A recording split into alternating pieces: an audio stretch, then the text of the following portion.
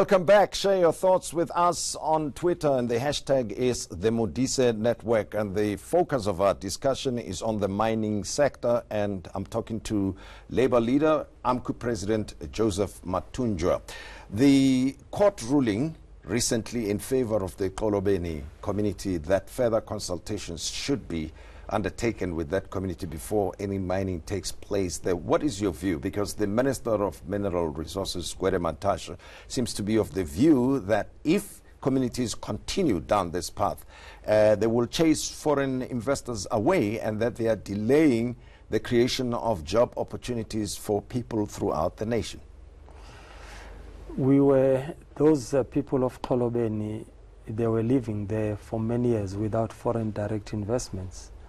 I congratulate that ruling. I'm in support of that ruling. Our land has been exploited, and communities are left with diseases, messing up the water pattern, the environment, without nothing that you can show. I think that was a good one. I've been to Xolobeni myself. I've been to the funerals of the community leaders who were assassinated. It was quite a bad thing. I think this is a victory, that the government cannot just decide somewhere with the investors in the expense of the livelihood, of the community. We can live without mining. We've been living without mining. Yeah. That is a beautiful coastal strip that, the weather, it's so marvelous. It's green, the nature. But why do you think that is lost? This point that you are making, that what is it that would make the government, at least the minister, not realize, not share the sentiment that you've just expressed? Maybe these ministers, they've got different interests. Some of them, I'm not particular saying the minister of DMR, but they are conflicted. It's an open. They are very conflicted. So therefore, the minister is from Eastern Cape. He's a farmer, by the way. He is supposed to be the one that is supporting the Xolobeni people. And also, this strategic mineral that is there at Xolobeni, it's something that if really they go for mining, it should be owned by the people of Xolobeni. When you say ministers are conflicted, it's known, it may be known to you and people in the labor movement, especially in the mining sector. What do you mean by that? No, we've seen, even in the parliament, people, they've got shares in the mines. So therefore, if people, they've got shares in these companies, it shows that they will favor a certain direction. So we believe that, as I'm saying, the Minister of DMR, he's a farmer himself. He's supposed to be with the community, not to say they are blocking the job opportunities, but who will benefit in the job opportunities? Look at Marikana itself. Look at Lonmin. They've messed up Bapoba Mohale community. There is no running water. It's squalor. And then there's nothing happening now. But the mining companies may argue, though, and say we pay royalties to government. There's something called the D account, for instance. It's been investigated and discussed I don't know how many times, but it looks like there's not much that is coming out of that, and your views regarding that anyway. During apartheid, before the mine is developed, they will start by developing the community. Hence, you see, wherever Eskom is, even instance in Witbank, you've got your Taspet Park was developed by government before even they start the power station, and even the mines around all those townships, most of them are developed by the mines before they even start the mining. Why is not happening into these communities? Why they don't set up recreation facilities, hospital, school before they even, because they do the diligence study to know how much minerals do they have and what will be their dividend. So therefore, why should they start by sinking the shaft by not developing the area first? That is where the contradiction is. They must start by developing the community and then follow up with the shaft and then pay the royalties. And in the instance of the Platinum Belt, what happened?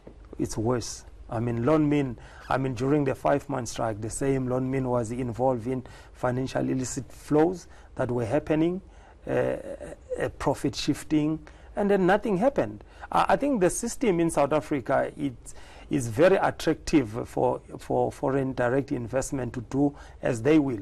No one is monitoring the minerals that are leaving this country. I mean, you look at the Arab states, how they monitor their oil. They know even the drop of the oil that, fall on the floor. But here, who knows how many ounces of gold Sibanye is mining and the Anglo Gold Ashanti? No one. There is no proper monitoring. So that's why it's so easy to loot in South Africa. Until such time the government put the systems that will be looking at how many minerals are mined, how many are processed, how many are shipped out of the country, then to have their own inspectorate in the mines. I think... so you're suggesting there's looting that's taking place? There's looting. I mean, there was a report from UN, United Nations, about the looting on gold. So all those things need to be, the job losses is not mainly because of the strike. It's a self-inflicted, it's something that is engineered, by the companies. You cannot say the gold sector is not making money, but let's put an example, a living example. Sibanye is run by 10 executives. They've got 2 top executives, Neil Froneman, and the other one, what is Kaiser, and the 8th one is a prescribed executive. The last financial year, these guys, they pay themselves 151 million. So if you look at the pension contribution of Neil Froneman per annum is 1.1 million. And then you look at the RDO, is only 117,000.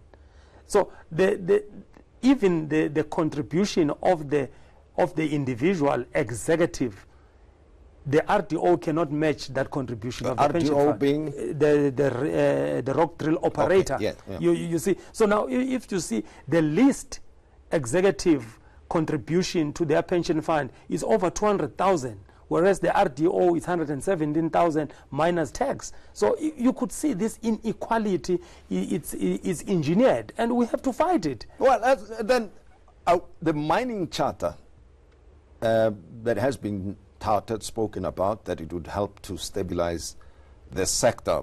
Your view of it, is it very progressive? Does it address as many issues as possible? Will it bring about the stability that we've been told about? And do you think that that stability would lead to more jobs being created in the sector? No. There will be no job created in the sector. As you know, that they are coming with the 4th Industrial Revolution. And the issue of this 4th Industrial Revolution is about maximizing the profit. To be efficient means you come up with more profit with less expense. So there will be nothing. And the issue of the mining charter, a mining charter is a code of good practice because you can't enforce it. AMCU has been trying to persuade the government to say, regulate it, put into as an act. Then you've got a recourse. But as it stands, there is nothing that is a fallback for the government to enforce it. That's why we call it as a code of good practice. But in terms of getting more South Africans to participate, at least as owners or investors in the sector, because that's the sticky part, or has been for a long time, that not many people get to participate in the sector. What is your view regarding that? And we've heard that it's a very, very expensive business to run, and that is why you cannot just get new entrants or dish out shares to black economic empowerment groups, for instance. The mining sector favors those who've got capital. And then if you don't have a capital like our fellow black brothers and sisters who want to venture into mining, it's difficult. It's where then the government should come at play. We learned recently that our government is preparing to invest 1 billion to South Sudan for oil fields. So why they don't invest into young, upcoming mining entrepreneur in South Africa? And that will assist, because those young black entrepreneurs, they are not listed in London Stock Exchange, New York Stock Exchange. They will be here in the country. They won't be earning more than 50 million per annum like Froneman. Froneman, his last financial earnings was 51 million. In 2016 financial year, his shares were paid out of 100 million. This is obscene. So we even marched on the 21st of on the 20th of March to Union Building, and then we put them. We hand over the memorandum. One of the points that we put forward to the DMR that they mustn't allow these mines to put the mines on cane maintenance, what they call it mothballing, because they are not making profit. Then they'll retrench workers and have few people just for maintenance. They cannot help the country and ransom because of hyper profit. Give to our black sisters and black brothers who are prepared, to run these mines. There's another matter, that of safety on the mines and the health of the mine workers. And there are few cases that have been taken to court, as well as concerns about their safety. Is the situation improving in that regard, or do you think that there's still more that could be done and should be done? Yes, there's still more that could be done. We make proposal in terms of changing some of the section of the Mine Health and Safety Act, of which there is no cooperation. The government as a regulator is supposed to change the Mine Health and Safety and make this CO accountable. For instance, Sibanye killed 23 mine workers, and we still got the very same CO as if nothing has happened. In other countries it cannot happen. The CO will be moved out of the company to say, you have failed dismally, you are killing people, but there is no consequences. So it's so easy. And then the families of the deceased, they don't have recourse in law. They cannot claim any civil damages against the mine because of the system of the COIDA, of which is one of the documents that regulate what should be compensated and how far should you go. So this is the system that the mine workers are facing daily. There's a lot to be done in mining. It's to a lot, improve but it needs a conditions. political will. There is no political will in this instance. Yeah, and also mining being cyclical, we are told that prices are coming down, new investments won't come in, and that the future of mining is very bleak, is very negative. Not much is going to happen. What is your outlook on mining? You think things can be improved and that investment can be attracted and the country can benefit? Very briefly.